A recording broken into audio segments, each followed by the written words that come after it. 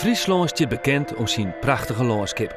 Van het Margebier tot de Klaai, van de Wouden tot de Grijthoeken. Maar hoe binnen die verschillende landschappen ontstaan? En wat is de invloed van de meeskrop? Zicht op Friesland ziet het naar de sporen in het landschap om het verhaal te vertellen van zijn ontstaan.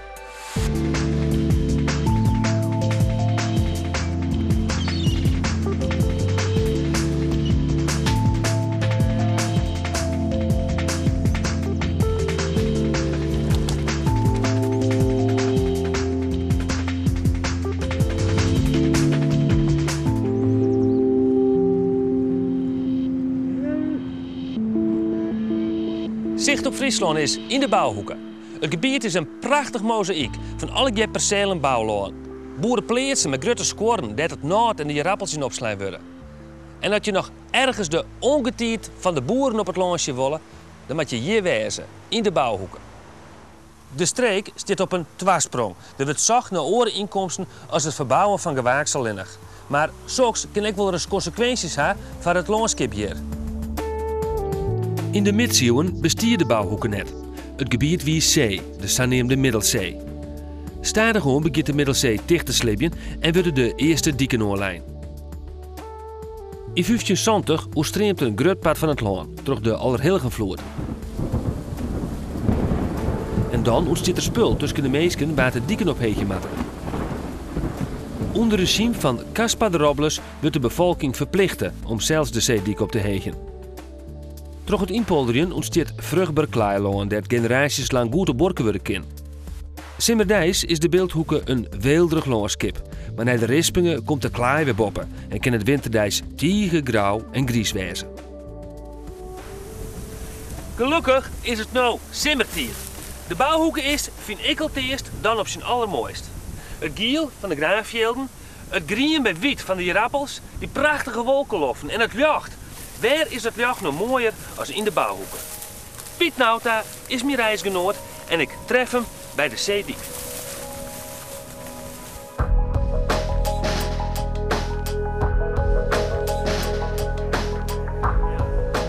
Piet Nauta woont in Verwerd en is kenner van de Bouwhoeken.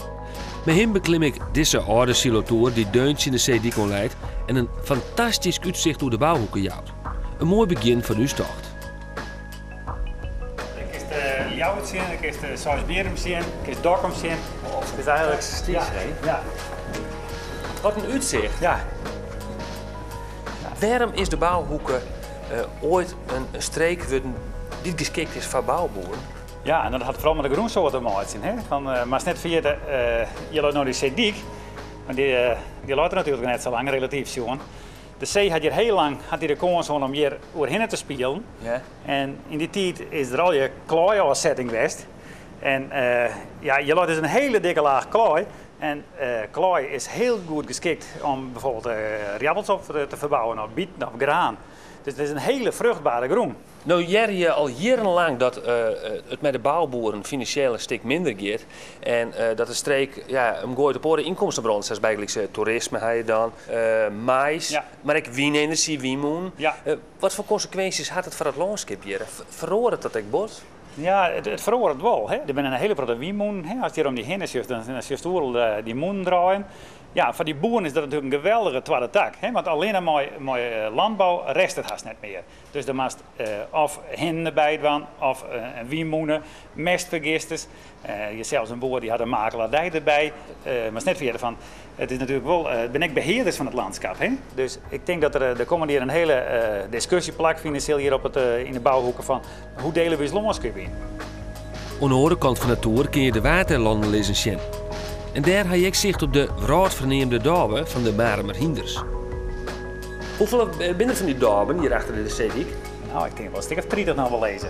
Ja, die dorpen zijn gewoon aan het stien totdat ze uitgroeven binnen. Dus hij ook een gat in de grond groeven en daar gaan ze een diekje omheen te maken. En die gaten die rijden vol met water. En dan is het natuurlijke drinkplek voor het vee. Zwiert water? Zwiert water. Ja, want verder is er al je soort water achter de dik. Piet had de met Johannes van Dijk een boekje over het Burmania-paard schreven. Het beschreeuwt een 30 kilometer lang paard om de dwarpen Verwerd en Hegebij te beginnen. Maar wij je samen in dit hege gijzer in de Piet? Ja, dat is heel bijzonder. Dit is Maar die historische wandelpaden is dit zo regelen. Waarin je gewoon op boerenloon. Ja? Maar die boeren krijgen een vergoeding hiervoor. Dat wij door dit loon rennen mogen. Aha. Ja, een contract tekenen voor het zien hier. En ja, dan moet je eigenlijk de mensen die door dit Burmania-paard rennen, die mogen vrij loons rennen. Wat is het eigenlijk, een Burmania-paard? Het Burmania-paard dat heb ik mijn vriend van mij ontwikkeld, Johannes van Dijk. Die weet een heel veel van de historie van Verwerd.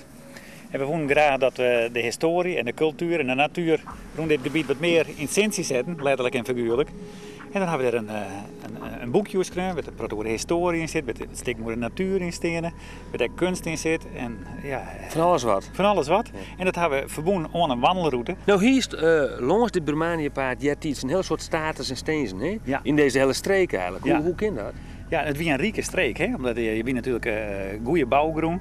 Dus mensen die bouwen hier op die terpen, bouwen ze die grote status. Ja. En van daaruit konden ze die dorp met besturen. Want ze zijn natuurlijk voor het grietman van het dorp erbij. Hè? Want ze zien alle bezittingen, maar ze regelen eigenlijk het hele bestuur. Ze zien de rechterlijke machten, eigenlijk alles in zijn hand. Piet en ik nemen het Burmania-paard richting de heegste terp van Friesland. Martena-Staten bij Kwajum is een van de status in de Bouwhoeken. De familie Martena van Burmania-Vegelen van Klaarbergen ben hier aan het eind 19e eeuw. Dit is een foto van het origineel, krekt van de sloop in 1899. Het Joerdijstige slot wordt bewennen door 2 huishoudens. Arjen Kok is voorzitter van de beheerstichting. Deze parten het steen op de Twabaksmarkt in Ljouwert. Dit is een parte west bij het oorspronkelijke landschapshuis. In ongeveer 1850 is dat Albrutsen. En de vermartenaars die hier op Martena-Staten wennen hebben, die vonden die parten wel mooi.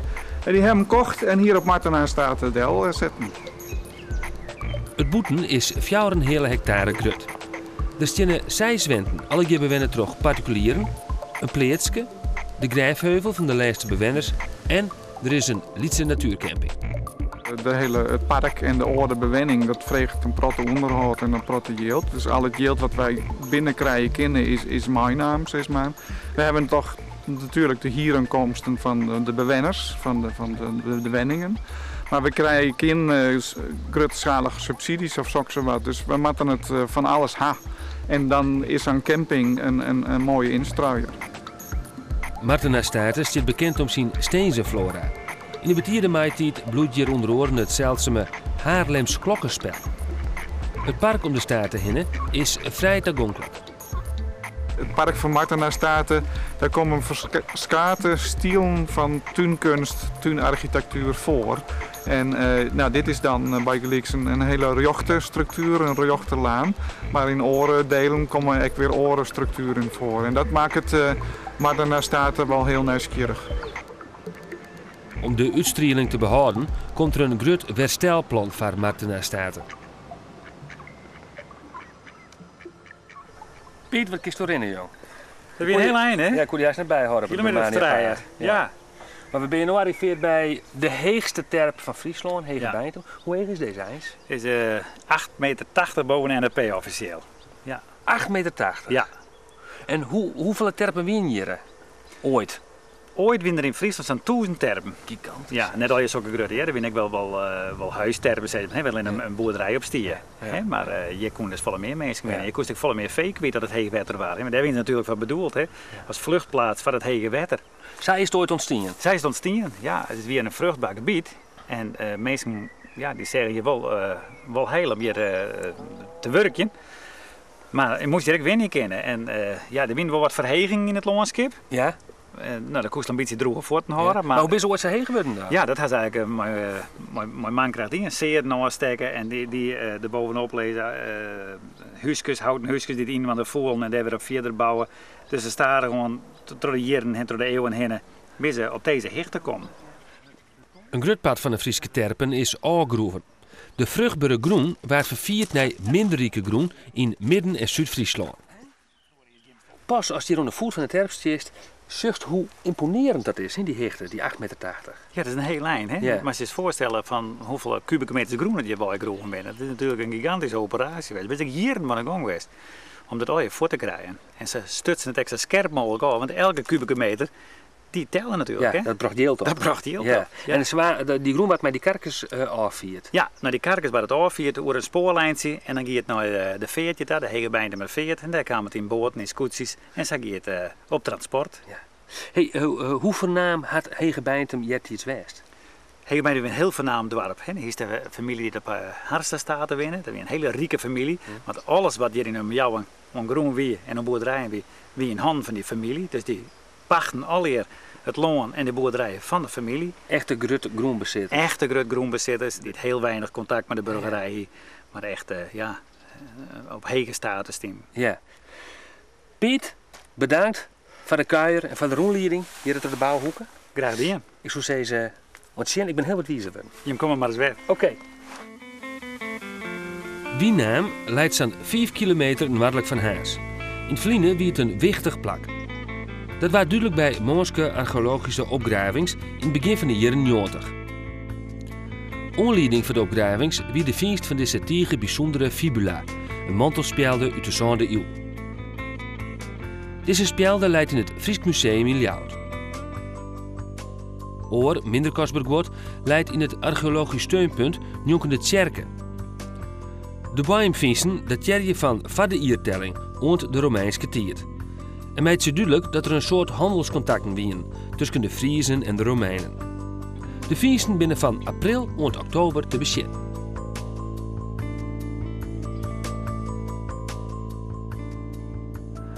Van Hegebijntem ben ik hier tussen onderwijs helemaal naar de orenkant van de Bouwhoeken, naar de Stjenman.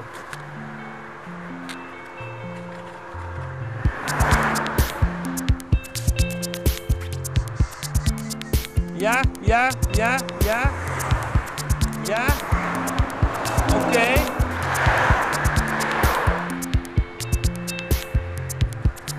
Het zit net op.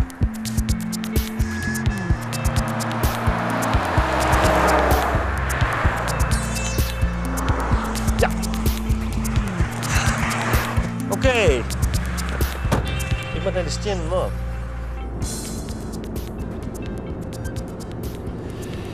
In 1570 werd Friesland geconfronteerd met een grote ramp, de Allerheiligenvloed. Een groot pad van de provincie kwam onder water te staan. In het gebied dat nou Dongerdeel heet, verdronken een hele soort mensen door die Allerheiligenvloed. Dit is de Stjenman en hier ga ik een afspraak met Marijn Knibbe, docent economische en sociale geschiedenis. En dan moet jou Marijn Knibbe wezen, klopt dat? Dat klopt. Ja? Ja. Goeiedag. Ja, in de volksmoelen wordt dit beeld de Stjenman genoemd, hè?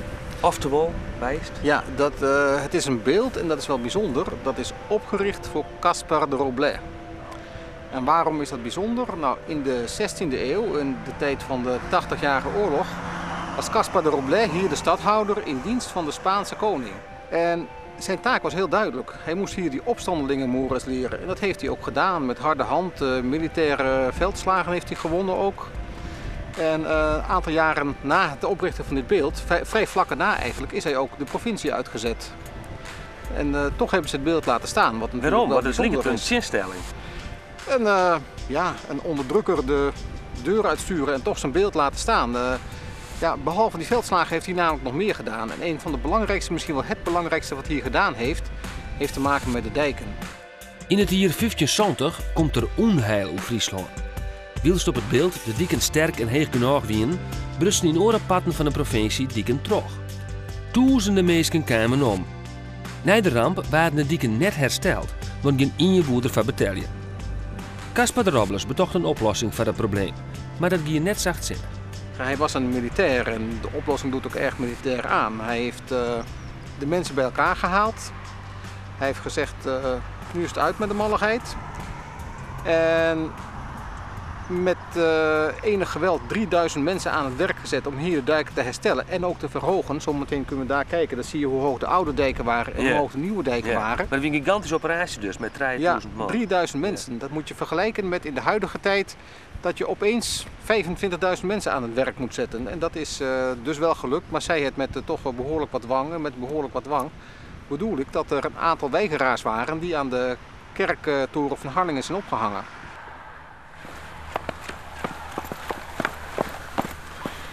Kijk, hier in de dijk hebben ze een aantal stenen gelegd die aangeven hoe hoog de dijken vroeger waren. Dit is de hoogte van de dijken tijdens de Allerheiligenvloed. Caspar de Robles heeft ze toen verhoogd tot dat niveau. Oké, 2 meter hoger. Ja, ongeveer 2 meter hoger en waarschijnlijk geïnspireerd door de beelddijken. Daarna zijn er nog een aantal stormvloeden geweest en eigenlijk kun je zeggen, ja, als er stormvloed geweest is, verhoogt men de dijk. Ja. Je ziet dat in de loop van de tijd, telkens na zo'n stormvloed, de dijken uiteindelijk de deltahoogte bereikt hebben. Caspar de Robles had een van de groenlissers van de bouwhoeken West. Want toch zien hegere dieken wien de meesten veilig en konden ze optimaal profiteren van de vruchtbrunst van het loon. Dit is de Treije Havo-klasse iedreskunde van lerares Vardo Spieksma. Ze rieden hier bij Rob Tassiel, aan het begin van het natuurgebied Bjermen. Dit lietse wetterke is een belangrijk cultuurhistorisch element in dit gebied en volslijnt door meeske handen online. Albert Verda van het Friske Geer neemt de groep mee naar deze zanaamde Dieksput. We staan hier bij zo'n Dieksput. Dieksputten die zijn ontstaan op het eind van de 19e eeuw. Toen moest de zeedik verhegen worden en daar weer groen van nodig. Dus hij gewoon op een 4 of 5 stal plakken, hier aan de kust, dichtbij de zeedik.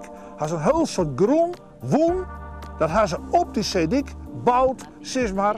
En toen dat kleer weer, ja, dan lagen de diepe gotten, diepe putten, kleiputten, neemt men het ook wel. En hoe diep is dat put eigenlijk? Nou, dat verschilt nogal. Er zijn putten die ongeveer orelmeter diep, maar er zijn ook putten bij de stad een halve, een hele meter tot 1 meter wetter. Dus dat hangt een beetje van het put af. Om de Dieksput gelijk achter de zeedik leidt, is het een onttrekkelijk plak van vogels. Bij gelijksom uit te reizen van haar lange trektochten, dan is het een goed schoolplak. Wat voor vogels komen hier voor? Nou, dat hangt ook een beetje af van het tijd van het hier. Kom je nooit iets meer orenvogels. Als nou een dus zit in een jest. Eens zit je een heel soort in een jest met name, ik wil winterdaai. En maait iets vanzelf, ja, dan is het een hele overhaal. Dan heb je breedvogels. De roerdomp, de bruine kiekendief, verschillende soorten ein. En dan heb je hele lietse kleine karakieten. Maar het hele hier terug is hier wel wat te beleven. Wat doet die boot hier eigenlijk? Nou, hier is in het verleden ook wel eens visken. Daar kun je me misschien ook wel wat bij voorstellen dat hier wel iel zit in zo'n put. Dus men had hier wel visken. Daar is de boord verbroekt, ooit. En nou, je kan ook wel zeggen, hij wordt al lang net meer broekt. Hij is al eens een bleun. Hij laat dus net in het pa. Het is een stukje skiernis. Dus het mag hier wat ons betreft wel eens een bleun. Zwemmen, visje of reetrieden is hier net tastien en ook kuieren is verbeer. Maar gelukkig jouwt het uitzicht van de Sedika voldoende mogelijkheden voor de nieuwsgierige vogelaar. Wil even de verrekijker meenemen.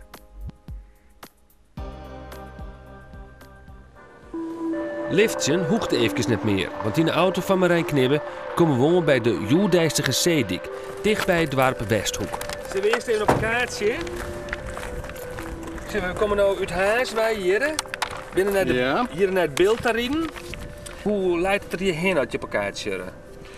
Nou, hier heb je de oude beelddijk, zo met al die huisjes erlangs. Ja. Later is dat mede door mensenhanden nog verder aangeslipt en dan krijg je de nieuwe beelddijk. En dan heb je hier de beeldpollen nog, dat is nog weer later ingepolderd. Nu had Caspar de Robles bij Haas een hele wichtige rol spelen, maar hier had het Willem Loré West. Hè? Wat voor man wie dat? Willem Loré was een professor in Franeker. Aan de universiteit? Aan de universiteit. Er is in Friesland ooit een universiteit geweest. Ja, dat weten we, ja. En die was een wiskundige. En die heeft met wiskundige methodes gekeken hoe je nou de beste dijk kon bouwen. Ja. En die had het slimme idee, later is het ook in heel Friesland nagevolgd, Ja.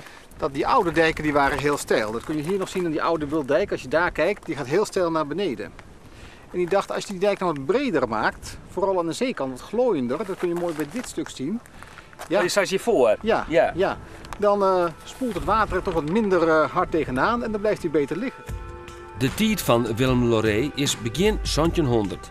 Zijn eerste grote project wie het inpolderen van de beeldpolen en later de documentaire ziel. In de reden van de tijd werd duidelijk dat de Friezen zelfs nieuwe technieken ontwikkelden. wilde ze eerst afhankelijk zijn van Spanjaarden en Hollanders voor diekinnovatie. Maar betekent dat het veilig is? Want hier kan je die verhaal dat de zeespiegel stijgt op de klimaatsverandering. Ja, dijktechnisch ben ik daar natuurlijk geen specialist in. Maar wat je wel ziet in de loop van de geschiedenis is dat de organisatie van het dijkbeheer zeker zo belangrijk is als de hoogte. Dus ik denk dat we niet alleen over de hoogte van de dijken moeten denken, maar ook hoe we daar onze besluiten over nemen. En daarnaast, maar dat is al een persoonlijk punt, denk ik dat een aantal oudere technieken, zoals laten aankwelderen van grond, ook om de zaak daarachter veiliger te maken, misschien ook weer wat meer in beeld moeten komen. Meneer Knibbe, bedankt voor wat je me al even verteld hebt. Zullen wij de nog even hier achter de sediek zien? Prima. Ja? Oké. Want je komt nog wel vaker deze tijd. Hij komt vaker, hè?